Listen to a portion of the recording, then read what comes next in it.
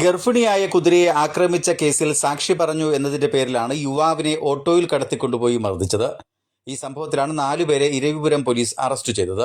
2 വർഷം മുമ്പാണ് യുവാക്കൾ ചേർന്ന് കൊല്ലം അയത്തിൽ തെക്കേക്കാവ് ക്ഷേത്രത്തിന് സമീപത്ത് വെച്ച് ഗർഭിണിയായ കുതിരയെ ആക്രമിക്കുകയും ഈ ദൃശ്യങ്ങൾ സമൂഹ മാധ്യമത്തിൽ പ്രചരിക്കുകയും ചെയ്തത്. തുടർന്ന് യുവാക്കൾക്കെതിരെ മൃഗസംരക്ഷണ വകുപ്പും പോലീസും കേസെടുത്തിരുന്നു.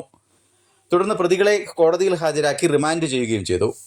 ആ കേസ് നിലവിൽ കോടതിയിൽ നടന്നുവരുന്ന സാഹചര്യത്തിലാണ് കഴിഞ്ഞ മാസം 28-ാം തീയതി കൊല്ലം പട്ടംതാരം സുബ്രഹ്മണ്യസ്വാമി ക്ഷേത്രത്തിലെ ഉത്സവം കണ്ട് മടങ്ങി വരികയായിരുന്ന വടക്കേവിള മണ്ണാണിക്കുളം കരുവേലിയയ്യത്തു വീട്ടിൽ 19-കാരനായ റെജിനെ യുവാക്കൾ ഓട്ടോയിൽ കടത്തിക്കൊണ്ടുപോയി ക്രൂരമായി മർദ്ദിച്ചത്. മർദ്ദനത്തിന് ശേഷം നീ പോലീസിന്റെ അടി കണ്ടിട്ടുണ്ടോടാ എന്ന് പറഞ്ഞുകൊണ്ട് പ്രതികൾ യുവാവിന്റെ 2 കാൽവെള്ളകളും അടിച്ചു പൊട്ടിക്കുകയും ചെയ്തു എന്നാണ് പരാതി. ആക്രമണത്തിൽ പരിക്കേറ്റ യുവാവിന്റെ പരാതിയിൽ കേസെടുത്ത് അന്വേഷണം ആരംഭിച്ചു. ഇരവിപുരം പോലീസ് പ്രതികളെ പിടികൂടി. കൊല്ലം വടക്കേവിള മടക്കൽ വീട്ടിൽ കോളേജ് നഗർ 221 ബിവിൻ, കൊല്ലം തഴുത്തല വലിയവിള വീട്ടിൽ അല്ലു എന്ന അല്ലമീൻ, കല്ലുംതാഴം എള്ളുവിള വീട്ടിൽ പ്രശാന്ത്, ഇരവിപുരം വടക്കേവിള തറയഴികം തൊടിയിൽ വീട്ടിൽ അഭിരാജ് എന്നിവരെയാണ് ഇരവിപുരം പോലീസ് സംഭവത്തിൽ പിടികൂടിയത്. ഇരവിപുരം സർക്കിൾ ഇൻസ്പെക്ടർ രാജീവിന്റെ നേതൃത്വത്തിൽ SI രഞ്ജിത്ത്, നൌഷാദ്, CPOമാരായ അനീഷ്, സജിൻ, ഷമീർ ഖാൻ എന്നിവർ ചേർന്നാണ് പ്രതികളെ പിടികൂടിയത്.